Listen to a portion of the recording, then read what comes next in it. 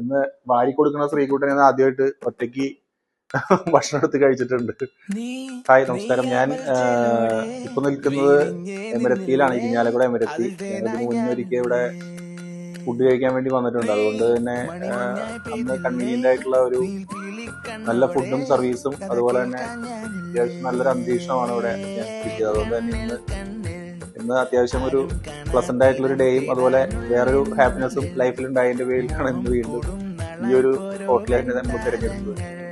ഞങ്ങളൊന്ന് പറഞ്ഞതോടെ ഒരു ഡ്രാഗൺ മന്തിയും പിള്ളേരധികം കഴിക്കില്ല, പിന്നെ ഒരു ഗീ റോസ്റ്റ് ചിക്കനും പിന്നെ നൂൽ പൊറോട്ടയും ഒരു മൊജിറ്റോ ആണ്. അത്യാവശ്യം നല്ല ക്വാളിറ്റി ഫുഡാണ്, ക്വാളിറ്റി അറ്റ്മോസ്ഫിയർ ആണ്. അതുപോലെ സ്റ്റാഫുകളും നല്ല പ്ലസന്റ് ആയിട്ടുള്ള ആളുകളാണ്.